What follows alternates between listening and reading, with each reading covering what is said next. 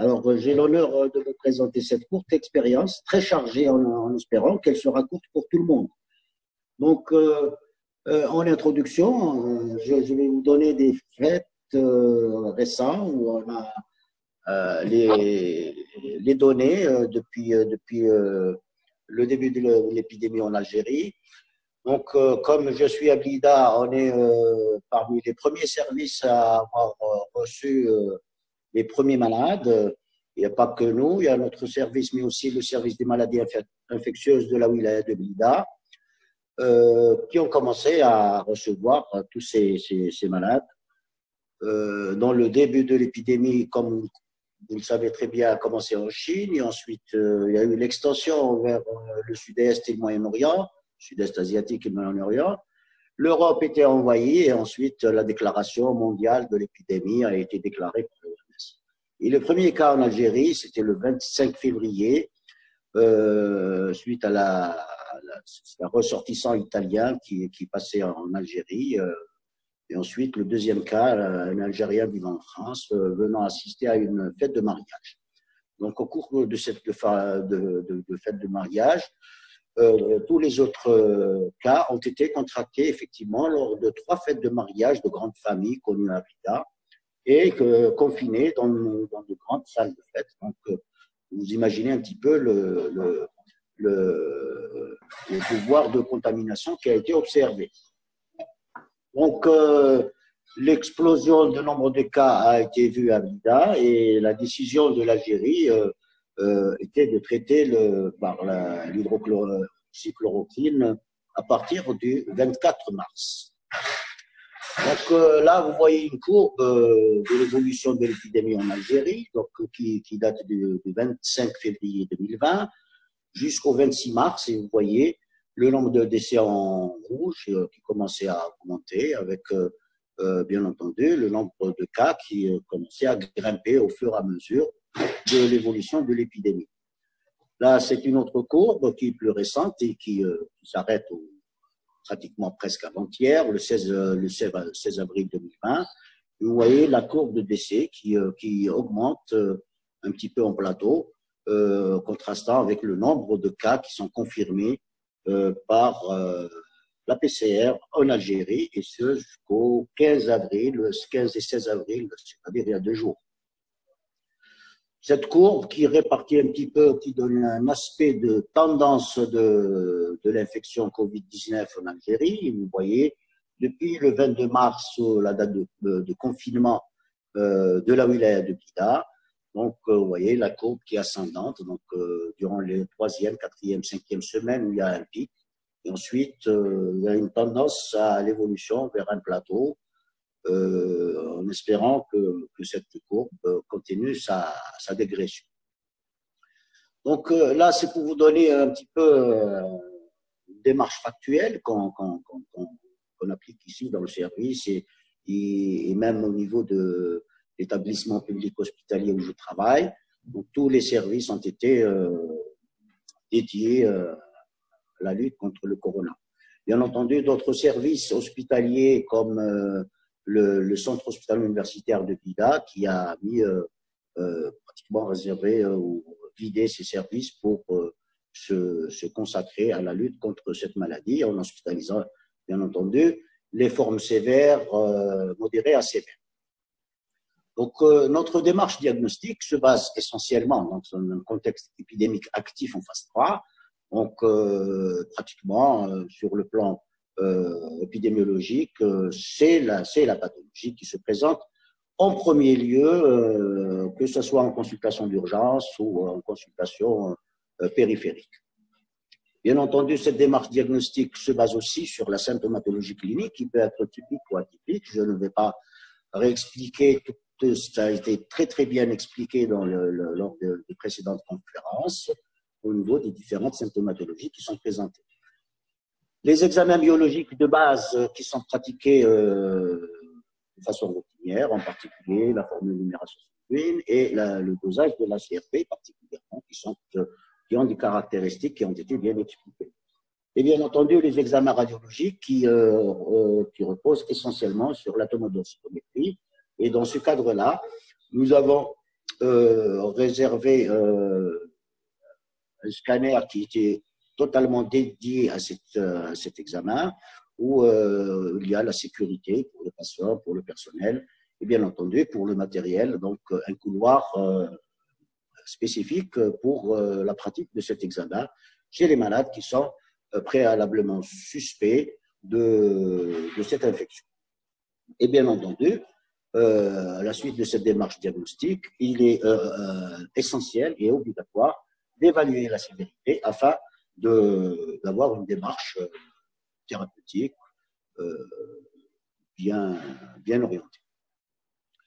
Donc, pour cette prise en charge, on a observé les formes légères qui sont le plus souvent confinées à domicile avec des conseils de protection individuelle et collective, et bien entendu, la surveillance au niveau du confinement, au niveau à domicile, des symptomatologies dans le cas où celle-ci viendrait à s'aggraver. Les formes modérées à sévères étaient d'emblée hospitalisées, bien entendu, après une évaluation de cette sévérité. Et la troisième lot de patients qu'on reçoit, ce sont les formes graves d'emblée qui sont adressées aux unités de soins intensifs de réanimation. Je vous donne un aperçu sur 20 jours d'évolution entre le 15 mars et le 16 avril, où un total de 2200 patients suspects de Covid-19 ont été vus en consultation d'urgence. Donc, du 15 mars au 16 avril, et vous voyez ces pics, ça commence au 15 mars avec à peu près une vingtaine de malades, et cette courbe n'a cessé d'augmenter, arrivant jusqu'à 170 à 180 patients par jour de garde, et avec bien sûr des fluctuations variables. Là, c'est pour vous donner le malade hospitalisé depuis le 22 mars, parce que c'est à partir du 22 mars qu'on a commencé à hospitaliser les malades modérés à sévères. Et vous voyez la courbe qui s'étale, la courbe qui se présente en ce qui concerne le sexe et l'âge. S'il n'y a pas une grande différence entre les deux sexes, par contre, on note une prédominance à partir de l'âge de 57 ans jusqu'à l'âge de 70 ans. Ce sont des personnes âgées qui présentent le plus souvent des comorbidités. Vous voyez que les extrêmes se situent entre 31 et 92 ans. Les plus jeunes sont moins nombreux, à peu près environ 11, moins de 46 ans. Et à partir de 47 ans, ce sont les formes les plus observées, avec un pic ou deux pics entre 57 et 76 ans. Donc, si cette courbe, la prise en charge au milieu hospitalier, vous allez voir qu'on va progresser de la gauche vers la droite, où on voit qu'avec les deux histogrammes qui représentent les femmes et les hommes, pour essayer d'observer s'il y a une différence.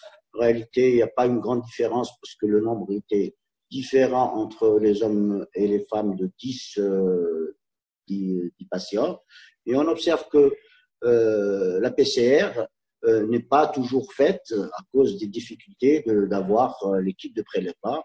Ayant un seul laboratoire de référence qui est l'Institut Pasteur, donc les kits diagnostiques ne sont pas tout le temps disponibles, et vous voyez qu'il y a en totalité 33 au lieu de 23, 33 PCR sur 110 malades qui étaient hospitalisés qui ont été effectués. La PCR a été faite dans 10 cas, chez 10 malades sur 110, et chez 10 malades, elle est revenue négative, et elle n'a pas été faite pratiquement dans 49 cas, donc la majorité, enfin une bonne proportion où cette PCR n'a pas été faite. Et jusqu'à présent, on attend le retour de résultats pour 18 PCR qui ont été faites dans le but diagnostic. Vous voyez que le traitement a été instauré à base d'hydroxychloroquine et d'azithromycine pour 92 patients sur 110, donc 41 pour les femmes et 51 pour les hommes. Et bien entendu, jusqu'à ce jour, on a pu faire sortir avec des critères de guérison 48 patients donc, qui sont sortis sur les 110 patients qui ont été hospitalisés depuis le 22 mars à ce jour. On a déploré quand même 6 décès dans 3 hommes et 3 femmes dans le service par des formes très étendues de pneumopathie virale, mais aussi la présence de comorbidités assez sévères qui ont conduit pratiquement au décès de ces malades. Et l'évacuation en réanimation des formes modérées à sévères qui ont évolué vers les formes graves a concerné 10 patients sur les 110 hospitalisés. Concernant le traitement à la chloroquine, bien entendu, un bilan préthérapeutique est toujours réalisé et un bilan de surveillance est fait au bout de 48 heures. Et il y a eu une contre-indication au traitement pour un ensemble de 4 patients. Ce sont généralement des contre-indications hépatiques ou des contre-indications cardiovasculaires. Et vous remarquez que tout à fait à droite, 5 patients n'ont pas bénéficié de traitement parce que ça ne nécessitait pas un traitement et l'évolution était complètement favorable sans qu'un traitement soit instauré. Donc, ce qu'on peut dire pour tous les cas qui ont été hospitalisés dans le service sont des cas modérés à sévères. Les sujets les plus souvent âgés avec des comorbidités, ça varie entre 62 à 65 ans en moyenne, et le diagnostic qui est retenu est le plus souvent basé sur un panel de données radiocliniques qui pose le diagnostic très probable d'une maladie Covid-19. La PCR a été peu réalisée par, comme je vous l'ai dit tout à l'heure, par la non-disponibilité immédiate de kit. Et bien sûr, devant cet état, le traitement a été entamé sans attendre dans les formes sévères, c'est-à-dire dans le service, dès qu'il y a une évolution qui est défavorable et une dégradation des constantes vitales, nous n'attendions pas que la PCR soit faite pour commencer le traitement. Il y a une bonne action de l'association, il semblerait y avoir une bonne action de l'association d'hydrochloroquine et d'azithromycine qui a amené à peu d'évacuations en réanimation, peu de décès malgré la sévérité, donc 6 sur 110, et il n'y a pas d'effet secondaire majeur constaté.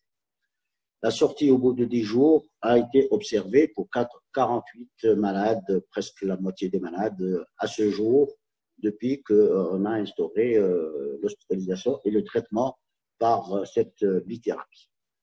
Donc, en conclusion, le nombre de cas hospitalisés reste bien inférieur au total des consultants pour suspicion de Covid-19, mais les patients modérés à sévères peuvent évoluer très vite vers la forme grave.